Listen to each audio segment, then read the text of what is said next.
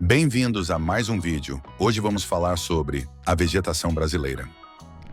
A floresta amazônica é a maior floresta tropical do mundo, com uma área aproximada de 5,5 milhões de quilômetros quadrados, dos quais 60% estão no norte do território brasileiro, nos estados do Acre, do Amazonas, do Pará, Rondônia, Roraima, Amapá, Tocantins, do Mato Grosso e do Maranhão. Sujeitas ao clima equatorial, extremamente úmida e com chuvas abundantes, suas matas se dividem em três tipos principais: o igapó, cujo símbolo é a vitória régia; a várzea, rica em seringueiras, jatobás e palmeiras; e a mata de terra firme, onde as árvores alcançam até 60 metros de altura. A floresta é vista como a maior reserva de diversidade biológica do planeta. Das 100 mil espécies de plantas existentes em toda a América Latina, 30 mil estão na região. A fauna também é muito rica, com destaque para tucanos, araras, cutias, pacas, beija-flores, esquilos e diversas espécies de répteis, anfíbios e insetos. A Amazônia abriga ainda a maior bacia hidrográfica do mundo, com extensão aproximada de 6 milhões de quilômetros quadrados. A Mata Atlântica é a formação mais devastada do país. Corresponde à área litorânea do Brasil, que foi ocupada desde os primeiros tempos da colonização. Ela chegou a cobrir 15% do território nacional, estendendo-se do Rio Grande do Norte ao litoral de Santa Catarina. No período colonial, no entanto, já foi em grande parte destruída para dar lugar à agricultura canavieira no Nordeste. No Sudeste, cedeu espaço mais tarde para a produção cafeeira.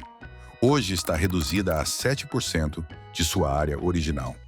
Apesar da devastação, ainda abriga quantidade significativa de espécies animais e vegetais. De clima tropical, quente e úmido, a Mata Atlântica apresenta um relevo de planaltos e serras que impedem a passagem de massas de ar para o interior, provocando chuvas constantes. Sua área abrange as bacias dos rios Paraná, Uruguai, Paraíba do Sul, Doce, Jequitinhonha e São Francisco. Rica em espécies vegetais, apresenta árvores como o jequitibá rosa, o cedro, a figueira, o ipê, a braúna e o pau-brasil.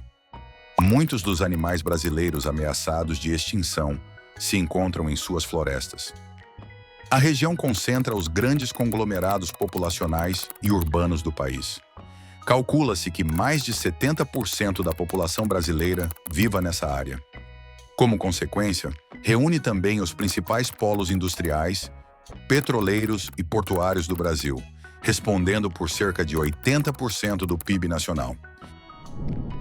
A Caatinga ocupa 10% do território nacional, abrangendo os estados do Ceará, do Rio Grande do Norte, da Paraíba, de Pernambuco, de Sergipe, de Alagoas, da Bahia, o sul e o leste do Piauí e o norte de Minas Gerais.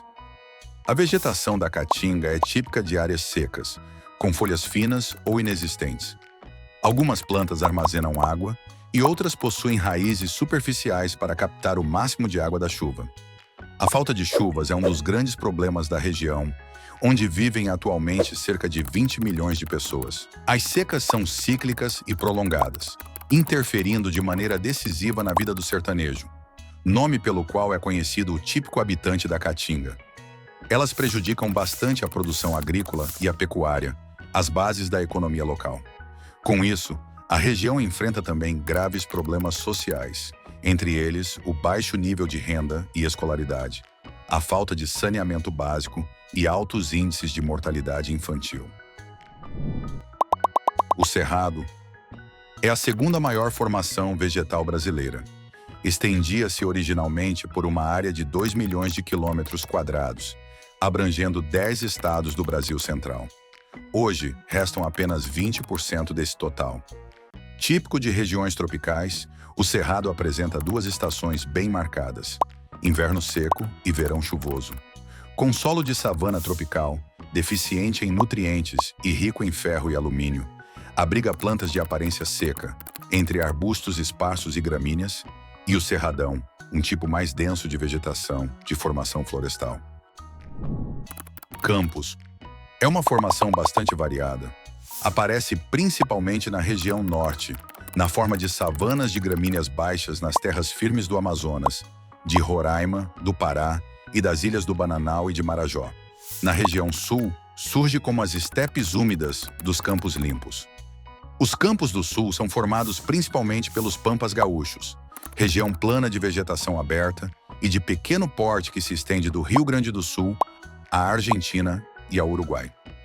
Suas terras, de boa qualidade e com grande abundância de água, são amplamente utilizadas para o cultivo de arroz, milho, trigo e soja, às vezes em associação com a criação de gado. O Pantanal Mato-Grossense é a maior planície inundável do planeta. Engloba o sudoeste de Mato Grosso, o oeste de Mato Grosso do Sul e parte do Paraguai. O Pantanal possui um dos mais importantes patrimônios naturais do Brasil, com uma fauna muito rica. Sujeito a chuvas fortes, é periodicamente alagado por inúmeros córregos e lagoas, cujas águas se mesclam às do Rio Paraguai, fertilizando o solo com uma camada de lama umífera. Os pinheirais. Formados principalmente pela mata de araucária, ou pinheiro do Paraná, os pinheirais são uma vegetação típica de clima subtropical, encontrada em abundância no passado, na região sul e em alguns trechos do estado de São Paulo. O Brasil é um país cheio de vida e de paisagens incríveis. Da floresta amazônica à caatinga, do cerrado ao Pantanal, passando pela Mata Atlântica, pelos campos e pelos pinheirais, cada tipo de vegetação conta uma parte da nossa história natural. São riquezas que fazem do nosso país um dos mais diversos do mundo. Por isso, conhecer a vegetação brasileira é também aprender a cuidar e valorizar o nosso meio ambiente. Até a próxima aventura com a geografia.